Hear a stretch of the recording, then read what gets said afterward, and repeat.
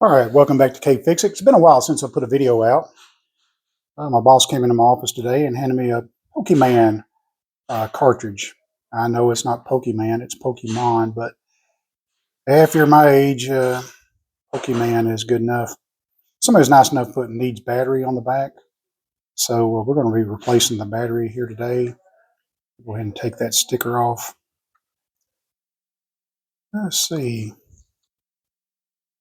It's got the word Bell on the back. I don't know what that means, but maybe that was the name of the previous owner. I'm not sure. So, um, you don't have a specialized tool. I have a 3.0 by 60 nut driver here, and it fits just fine. There's only one screw holding this together. So you back out that screw. There it is. And then what happens is the front, where you plug in the cartridge, just push towards the front, and it should slide right off. I'm going to make a liar out of me. There it goes. Pushes forward and slides off. Somebody's already been in here. They put black tape on the battery, which is probably worked for a little while, but obviously it's gone out again, so we'll fix it right this time. Let me see if I can. This should just lift straight out of here. I'm sure that tape has a lot to do with what's going on there. Come out. It's got something sticky on there. So whoever took us apart last time got something sticky in there. Let me see if I can pull it up from the tape side. There we go. You gotta like that. You know what? Black tape has fixed a lot of things, and put that up as another one is fixed a Pokemon cartridge. Yeah. So anyway, we'll throw that away. So you can see that they must have tore the battery off the connectors. The connectors are soldered to the board, and then these are tack welded to the battery. The negative side goes up, positive side goes down. So this was laying flat, which means the positive side is over here, negative side is over here. I'm going to turn on my soldering iron, let that be warming up. Still got a wet sponge, so that's good.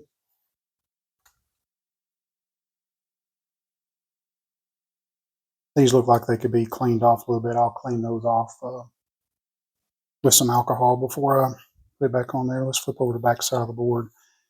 Looks pretty good. I'll clean it off a little bit. I don't know if you can see that or not. When I turn it, you can see some residue of the tape that was on there before. I'll see if I can get that to come off. It ain't going to hurt anything. It's non-conductive. All right, my soldering iron should be warm enough. I'm doing this in real time so we can see exactly about how long it takes. I got my, yes, a lot of folks are asking what type of soldering iron I use. I've got a Hakko 936 that I have here, but also um, I have a Weller WT CPT, and that was given to me by my father-in-law. And so I use that from time to time. So my tweezers here, basically all you do is heat up this solder joint and just pick that right off.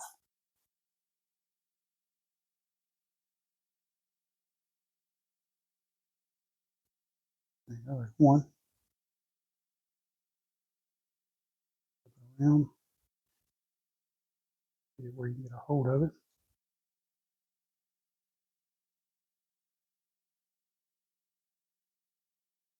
And my solder gun's sitting on about 360 degrees C.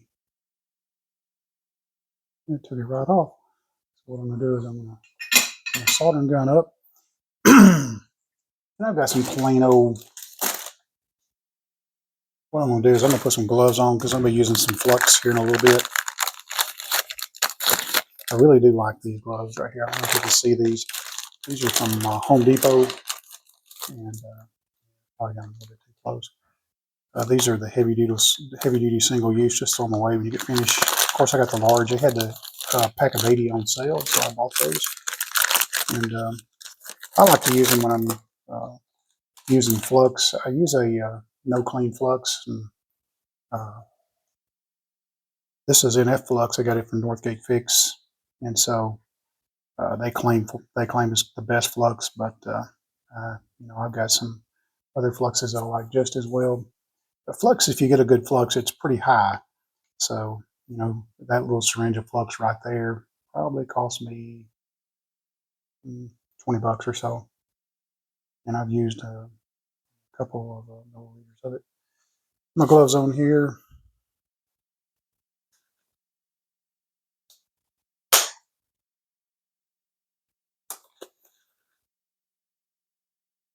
I didn't even look to see what kind of battery came out of there, but basically it's a 3-volt battery, and you can put any coin battery in there that will fit.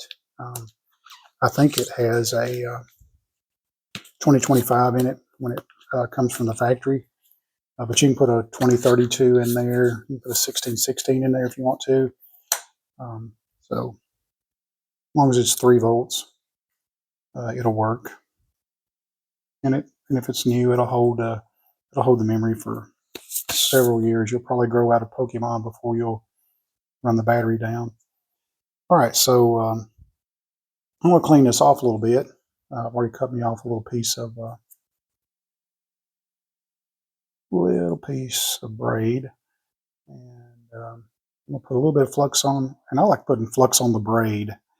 That way I know it's on the braid. Sometimes you can get a fluxed braid, but this braid is not fluxed. It's non-fluxed. So there where you have the option of having it or not. Now I've dropped it on this napkin. So get the soldering iron. So basically, I use a small piece of braid because if you, let me see if I can find the spool of it here. Yeah, this is it. So, a lot of people will take their braid and just use it straight off the spool. Well, anytime you have a large amount of metal that you're trying to touch your soldering iron to, it has a tendency the heat has a tendency to sink up into the roll itself. And that's wrong end. This is the right end.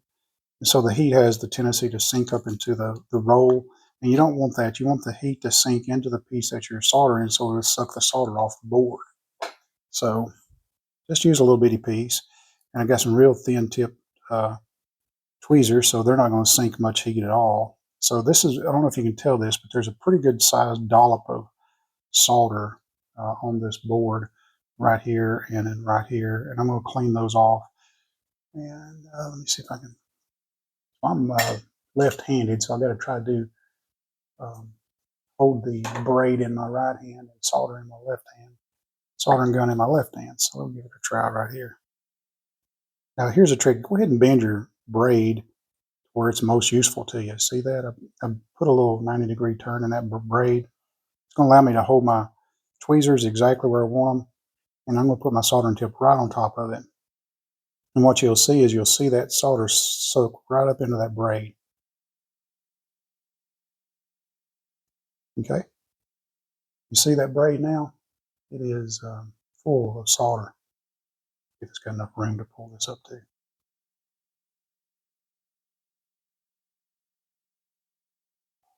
I should have turned my fan on. There's a lot of smoke coming out of that. That flux, even though it might smoke, it doesn't burn and get sticky. And to prove that, I'll get a little. This is 100% alcohol right here, 99.9% alcohol, isopropyl. Put that on your, and it doesn't hurt electronics at all. If it runs out there, it's not a problem. And what we're doing is we're cleaning up that flux that was on there. And probably some of that black tape that was on there too.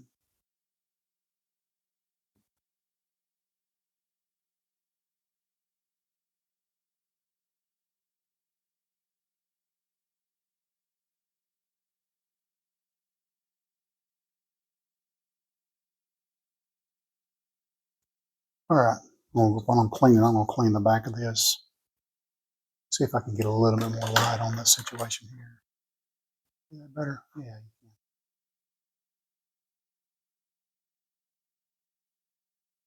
I can feel where that tape was. Get a clean Q-tip.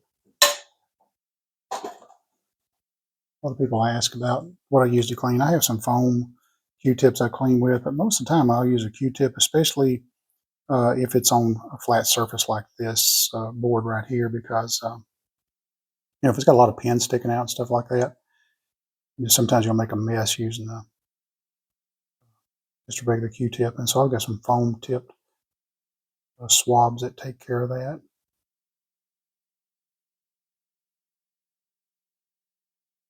Yeah, looks a lot better. All right, so what I'm going to do is I'm going to tin these.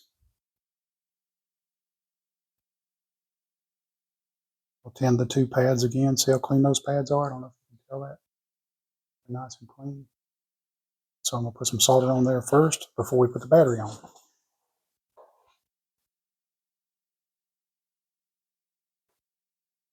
What I'm doing is I've got a little cabinet next to my workbench that I keep some glasses in. And I'm going to put on a pair of magnifying glasses while I work on this. Really beats having to strain your eyes. And I've got a magnifying glass on the desk, but it gets in the way of filming. So, all right, so we're doing this real time, so you see exactly what it takes. All right, yeah, I can see that a lot better now. All right, and then I don't know if you can see this or not, but right here is a positive symbol. So the positive side of the battery goes here. Here's a negative symbol. Negative side of the battery goes here. Okay, and most of the time on these coin batteries, the big side is the positive side, and the little side is the negative side. I'm using a BR 2032 on this. BR is just a specification. It's still a lithium 3-volt battery, and it's just a specification that lasts a little bit longer. I don't know if you need it to last long or not, but there we go. So this side is positive, the one with the writing on it. If you have a coin cell battery, the one with the writing on it is positive, and the small side is negative. So it's going to go on there just like this right here. So as you can see, when I put it on there, it's not going to hurt anything, but this tab is a little bit too long. You see the pad is here, and the tab sticks off that pad about 1/8 of an inch or so. And over here, it's a little bit closer, so I probably won't mess with this side at all, but I'm going to cut this side off a little bit. So I've got to get a pair of cutters out of my tool cabinet here.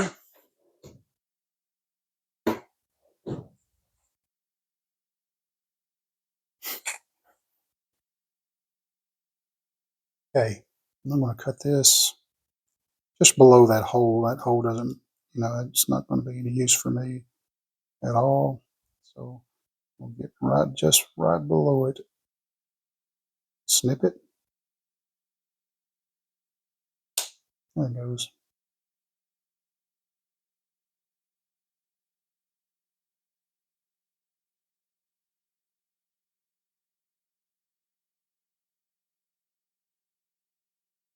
One thing's not cutting. Bad pair of cutters. This one, you need to throw your cutters away. We'll cut that without throwing a fit. There it goes. All right. Now what I'm going to do is, I don't know if you can see this or not, but when I cut this, it left a little curve on the end of that, and that's not going to sit flat on the board. So I want it to sit flat. You can hear fireworks. Somebody hit a home run over at the ball field, so they always they shoot fireworks if somebody hits a home run. So I'm just going to put that on my bench and straighten that out right quick.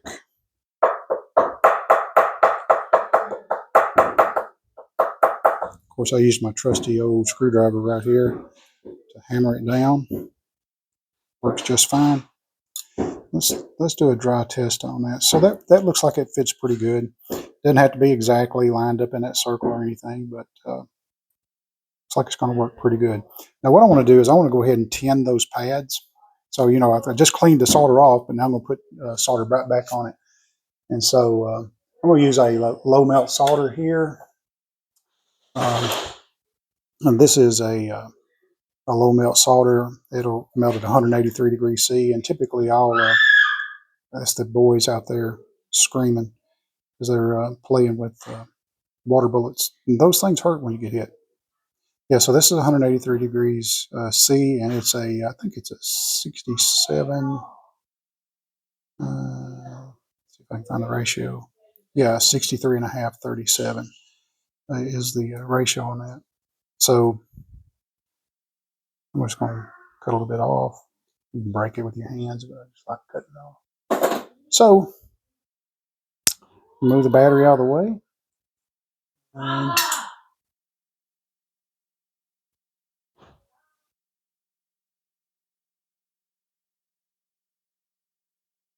okay, you see that?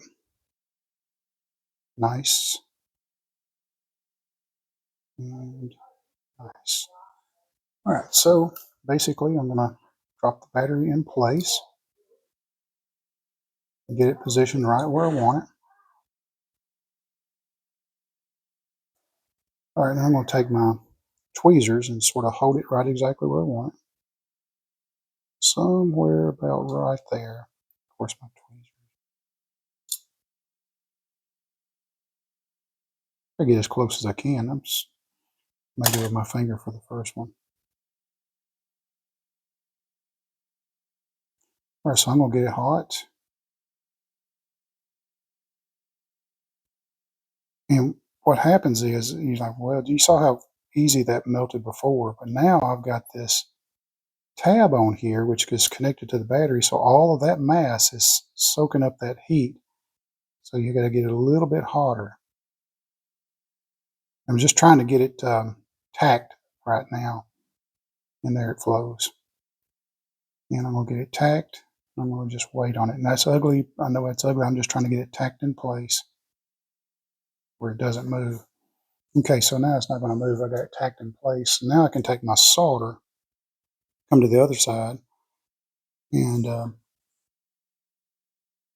clean my soldering tip off. Mr. Hood always taught me a good, clean solder tip. So I'm going to put some solder on the tip of my gun here, and it's going to make good contact with that surface. Anytime you got a big surface like this to heat up, get a little bit of solder, and it helps make that contact, bridge that contact between the soldering gun and the device itself. And see, this side's already flowing. Touch it just a little bit. We'll keep it down. That side's complete. Now I'm going to go back to the other side and tack it. So this side's complete, good clean solder. And I'm going to go back to this side. Again, I'm going to put a little bit of solder on my soldering gun. And I'm going to touch this side with it and watch how quick it flows this time. See, it's flowed already. I'll just touch it. That's all I want. And then see how that's flowing? I'll lift it up. And it's done. That battery is replaced. Ready to go. Now we got to put it back in the case and let it cool off just a little bit. And look how shiny those solder joints are. It means it's a good solder.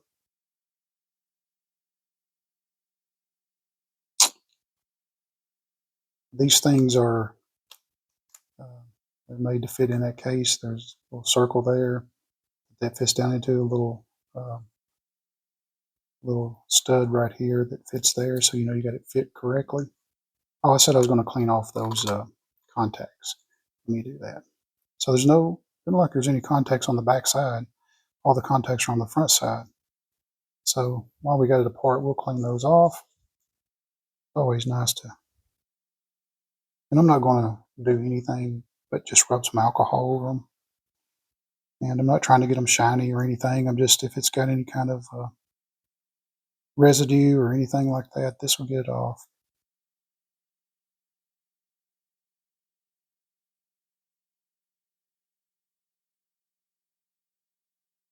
All right. And see, there was some on there. See that Q-tip? But yeah, it's dirty. So now those are as clean as I'm going to get them. That'll work for years to come, hopefully.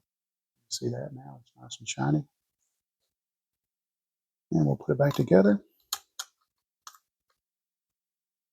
Line the holes, got 2 holes. All right. Remember, this goes on this way, then it slides up that way. The screw goes in.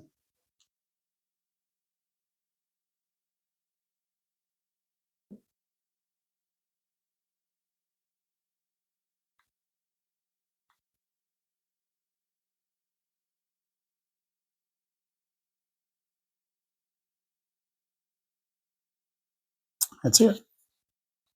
I know what you're wondering. You wonder if I'm going to get this, see if I can clean this word off of it. I'm going to try to. There's some residue there too.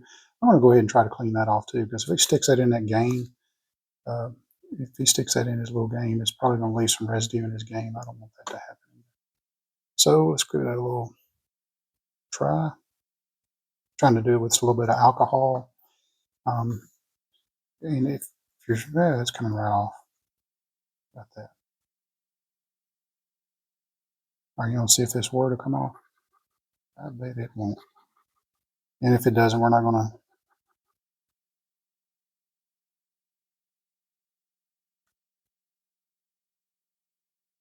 One more shot.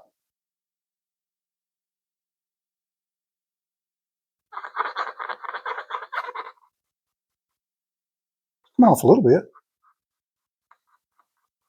There's a texture to this case too, so.